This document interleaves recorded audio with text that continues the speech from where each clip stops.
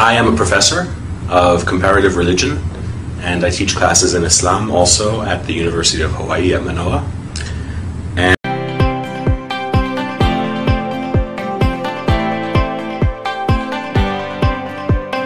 Bismillahirrahmanirrahim. Assalamu alaikum. My name is James Frankel. I'm going to be speaking to you a little bit about my experiences coming to Islam. I'm speaking to you now from Honolulu, Hawaii, and it is September 2011. I'm sorry, 2010. Getting ahead of us. I am a professor of comparative religion, and I teach classes in Islam also at the University of Hawaii at Manoa. And I've lived in Hawaii now for just over 2 years, and just entering my 3rd year. And some brothers asked me if I could speak about my experiences, so hopefully, inshallah, I can do this today, and if this is helpful to anybody, may Allah give us all hidayah. As I said, I came to Hawaii 2 years ago. Before that, I lived in New York City. I was born and raised in New York City, born in 1969, and grew up in Manhattan, and part of the time in Brooklyn, another few years of my life. For the most part, had a very happy family life. My parents raised me not with any particular religion, but I think with basic set of moral values. Actually, by heritage, my background is Jewish, but I grew up in a very secular household, and there wasn't a lot of religious practice. The only connection I really had to any kind of traditional religion was from my father's side, my grandmother, my father's mother, who was a practicing Jew. And it's from her that I learned a few things, Bible stories of the prophets. And for a brief period, my parents actually attempted to send me to a Hebrew school to learn more, but I was not very comfortable there, and actually got kicked out for asking too many questions. So this is probably my character, and it has brought me, I should say, to where I am today. As a professor and as a Muslim, I continue to ask a lot of questions. So I grew up in this way, without any real religious foundation, and this continued through my life into my late teens, and I was actually at the age of 13. I had 2 experiences that are worth mentioning. One, I read the Communist Manifesto of Karl Marx and decided that I was a communist at age 13. I thought the values were sound, and I thought the philosophy was potentially beneficial to people. Also at that time, I suppose this might be one of the earliest exposures to Islam that I can remember. My best friend at that time was from Pakistan. I went to an international school, so I had friends from all over the world.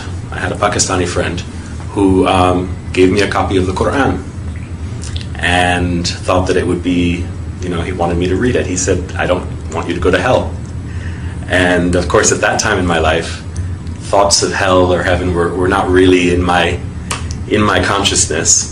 And I think I took the book and put it on my shelf, and there it stayed for many years without being opened. A couple of years later, I think I became quite disillusioned as I learned more about the way that communism was actually practiced in many countries in the world. And so I gave up that philosophy as well. And it really wasn't until I entered university that I began to ask the questions that would lead me directly onto this path. I think as a child I was always thoughtful and always wondered about the meaning of life and, you know, those basic questions of why we're here and where we're going, why we suffer. All of those things were always present in my mind, even as a child. But as I got older and when I went to university, I focused a lot more on my studies until I had a particular experience. You remember the grandmother that I mentioned before?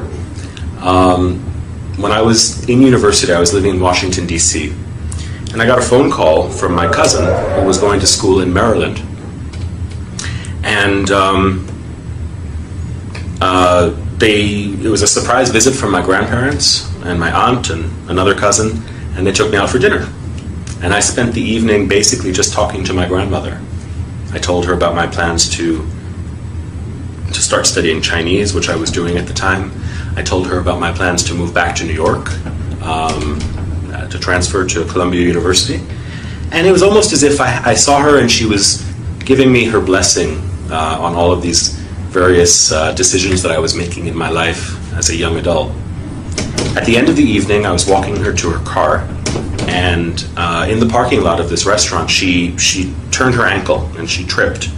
And I asked her, "Grandma, are you okay?" And she said, "Don't worry about me. Just worry about yourself." Okay, I thought. And then I continued to walk with her to the car. I opened the door. She got in. I kissed her goodnight. And I said, "Well, I guess the next time I'll see you will be for Thanksgiving when I come back to New York." And she said to me, "God willing." And okay, I didn't think much of it at the time. I closed the door and off they drove. My cousin took me back to my dormitory and I went to bed. And early the next morning, I got a phone call, and it was my cousin. And I asked him why he was calling so early. And he said, there was no other way to say it. He said, "Grandma died." I said, "Really?" I thought he was joking, maybe. I said, "What are you talking about?" And he explained that she had a heart attack in her sleep. And of course, her final words to me, were echoing in my ears. I said, "I'll see you soon." And she said, "God willing." And I said, "Are you okay?" And she said, "Take care of yourself." So to this day, it was an unexpected visit, and of course an unexpected departure for her. And to this day, I can only wonder, about the meaning of that encounter with my grandmother, who, of course, as I said, was my only link to traditional religion. I went back to New York for the funeral, and it was a traditional Jewish funeral. And the rabbi who was giving the eulogy spoke about my grandmother and said, "Sarah was a rare treasure," he said. "She was like a jewel, and now God has taken this treasure back to him." I said, "Okay." That's what rabbis would say. When the rabbi came to my grandfather's house to pay his respects, I wanted to ask him some questions. I wanted to ask him questions about certain practices that are practiced in a Jewish home at the time of someone's death. And he told me, "Don't worry about those things." He said, "That's just tradition." I said, "Okay, then how about this? In your sermon, you said that my grandmother, I don't know how well you knew her, but you said that she was taken by God. So where is she? And for that matter, where will I go? Where will you go?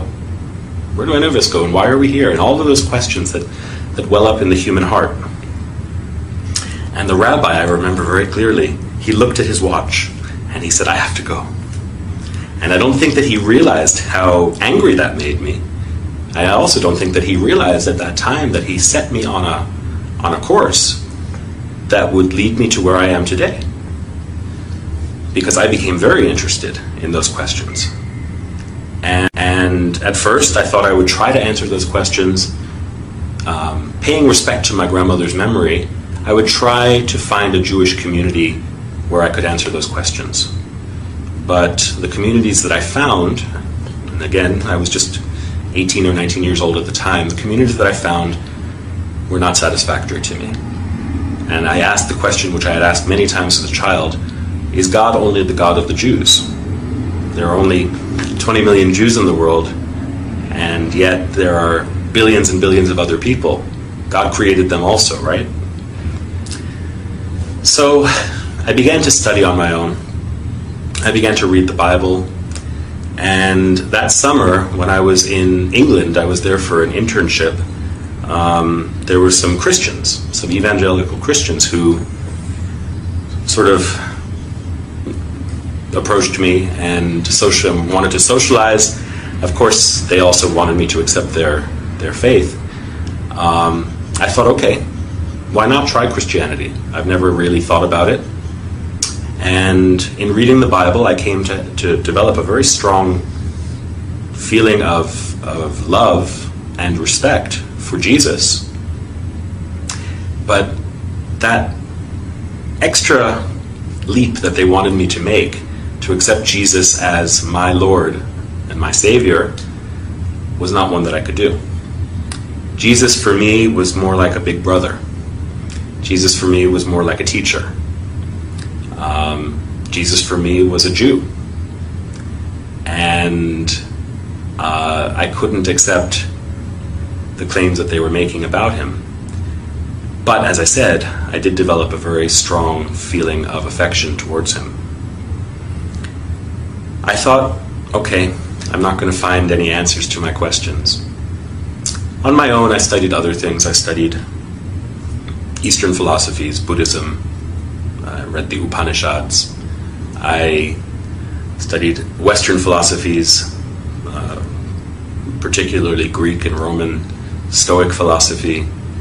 But nothing really was answering the profound questions that I had. And one day, I was back in New York, just before I began my semester at my new school. And I was at Times Square, and this was back in the early 1990s. So Times Square was very different than it is today. It was much more seedy, kind of raw place. There were drug addicts and prostitutes, and there were all sorts of religious preachers. And I remember speaking to one guy. I always love to talk to people about religion, often as a skeptic. And there was one guy who was a Jew for Jesus. And he was telling me what he believed, and I had heard it before. To me, it was basically Christianity. And he asked me if I would pray with him. And I said, I'm sorry, I don't believe what you believe. He said, do you believe in God? And I said, I think I do. And he said, then pray with me. We'll just pray to God. And he put his hand on my shoulder, he closed his eyes, and he started speaking to the Father. And with his eyes closed, I started to look around at where I was, and I saw at the other corner these men with long black beards, white robes, jalabiya, white turbans. They were African or African American, but they looked like they had walked right off the pages of the Bible. They looked like Noah or Abraham or something like that. So I thought, well, I know you shouldn't judge a book by its cover, but why not? Why not talk to them? And I went over after the Jew for Jesus finished praying. I went over to them and I asked them what they were preaching. And they told me I probably wouldn't be interested in it. And I said, why not? And they said, well, because you're the devil. I said, really? I'm the devil. And they said, well, all white men are devils. And I said, if I'm the devil, let me just ask you this one question. If I am the devil, why am I so thirsty to know God? And they explained to me that even the devil believes in God. And I asked them, I said, where did you get this knowledge? I actually knew, I had written a paper in college about Malcolm X and the Nation of Islam. And so I I understood that they were probably some derivative of that black nationalist movement. But I asked them what their source was for this claim of my satanic nature. And they gave me some verses from the Bible, Book of Daniel, I think. And I said, no. If I want the Bible, I can go down the street to the Jew for Jesus or to some other Christian. What about your book? Don't you read the Quran? And they said yes. And so they gave me some verse to read from Surat Al-Kahf. And I took it home. I took home the paper that I wrote it on, and immediately I went up to my bookshelf where I had the Quran that was given to me about 6 years earlier by my friend Mansour. And I started reading. I looked for the passage that they had directed me to, and of course I read it, and there was no indication there that I was the devil or that any other white person was the devil. But since I started reading, I went to the beginning of the book, and I just began to read. And I read, and I read, and I read until I fell asleep with the book in my hands. And the next day, I read, and I read, and I read when I had some free time. And any time I had free time, between classes, when I was commuting to school on the New York City subway, I was just reading the Quran. And it moved me in a way that other books hadn't. Certainly in a way that the Bible didn't. The Quran's directness and the fact that the Lord of the worlds, right, the Creator, as the book describes the author, is speaking directly to you at times, very direct way, very intimately. It moved me in a way that I had not felt before, and I can't tell you where or when exactly. I know that there were times that I would read it, and sometimes I could feel tears in my eyes and running down my face. Sometimes I would read it and the hair on my arm would stand up, or on the back of my neck. And I can't pinpoint precisely the time or the place, but at some point I think that I had realized that I was reading the words of God. Well, around New Year's of that year, this is, I guess, about 1990, January of 1990, I was out with some friends from high school. We were having coffee, and we were just talking about what was going on in our lives. They asked me, what do you believe these days? Because they knew me when I was a communist, and they knew me when I went through many different phases as a young person. And they knew me as someone who didn't really believe in anything. So they asked me, and I said, well, I believe in God. And they said, really? What God? I said, there's only one God. And they said, where did you get this from? And I said, well, for me, it was from reading the Quran. And they said, so you've been reading the Quran, so you must believe that this is the message of God and Muhammad is the messenger of God. And I said, yeah, I guess so. So they said, okay, let me get this right. You believe that there's only one God and that Muhammad is his messenger. I said, yeah, when you put it that way, I do. And they said, you're a Muslim. And I laughed. I said, I'm a Muslim? You're a Muslim. You're from Pakistan. I'm just a guy who believes in God. They said, no, you're a Muslim. If you believe that there is no God but the one God and that Muhammad is his messenger, you are a Muslim. And I was in shock. For the next few days, had to think about what that meant. And I contacted my friend Mansour, the one who had given me the Quran when I was 13 years old. He was at University of Pennsylvania, and he was working in the Muslim Students Association there, I think. I thought I'd heard that.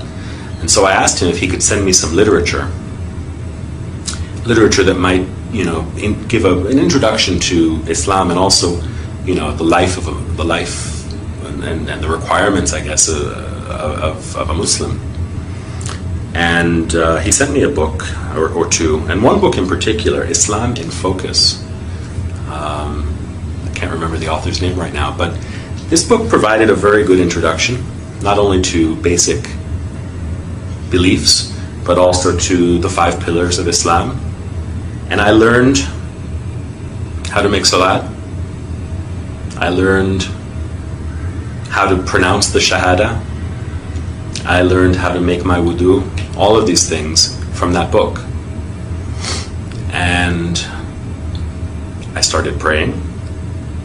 I guess you could say I was a closet Muslim, because I was living in my parents' home at that time, and I would close the door and I would say my prayers. And even the first time that I ever fasted in the month of Ramadan, I did it completely on my own. I had no community.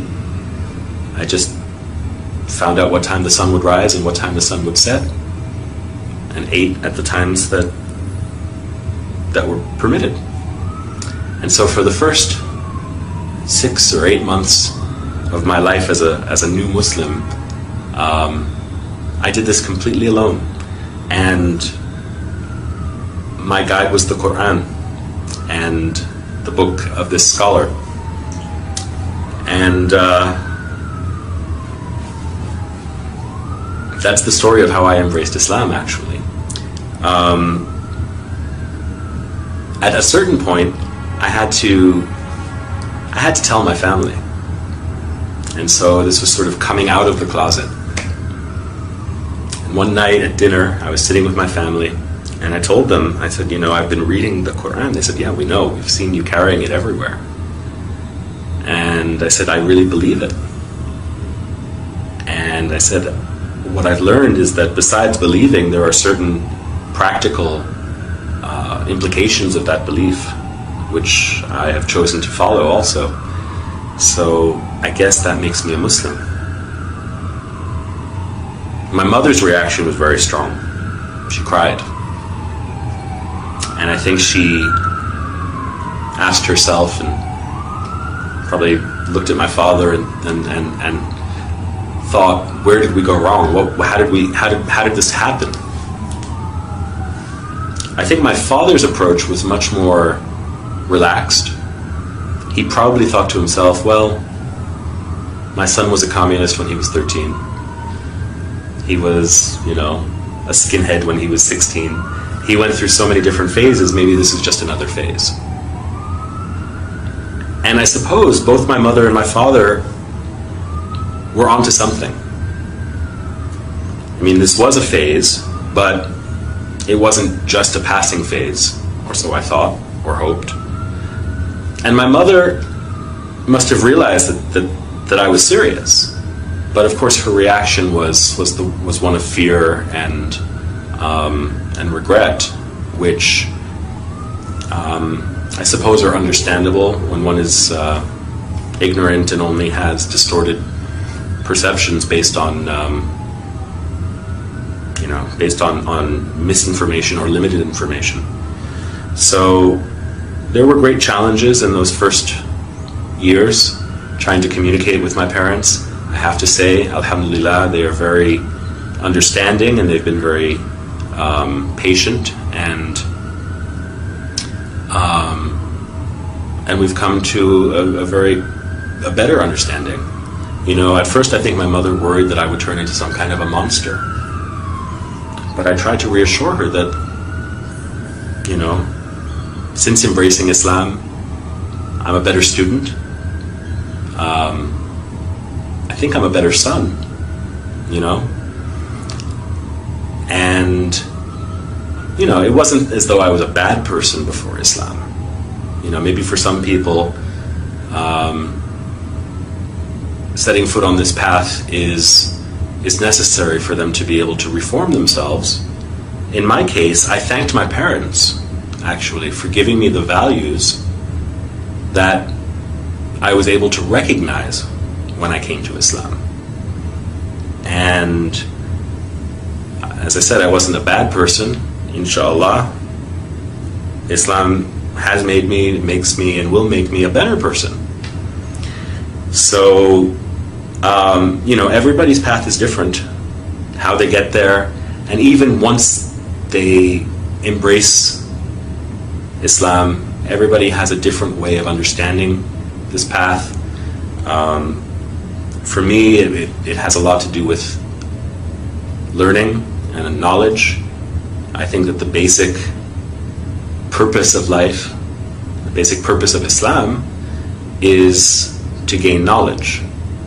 Knowledge of ourselves, knowledge of our world, of our universe, and knowledge of our intimate relationship with Allah. So this has propelled me into my career. I don't know that I would be a professor today if I hadn't become a Muslim. I'm not saying that everybody should be a professor, but for me it's been a long journey of learning and now teaching. Along the way I've gained a great respect and appreciation for other religions also, which I don't think I would have had I not had this grounding in Islam. And I think that something that new Muslims should take to heart is that, when one becomes a Muslim, one doesn't become a different person. Rasulullah sallallahu alaihi wasallam said that people bring to Islam what they had before. So even among his companions, there were people who had special talents or challenges, and these are ones that they would have to continue to work with or to work on after entering the path. So similarly, I think I can say that's true for me. There are many challenges, and life continues to have its struggles. It just requires patience. For me, this is almost a 20-year journey, and only Allah knows how and where it will end.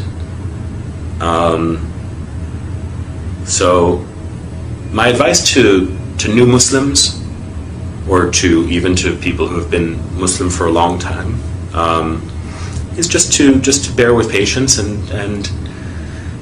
and see what Allah will surprise you with. Not with fear, but with love and with hope. If there are non-Muslims who are hearing me today, I think you owe it to yourself to know as much as you can about the things in the world around you. Islam is certainly present in the world.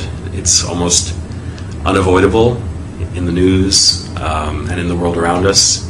And if you don't know any Muslims, probably will at some point.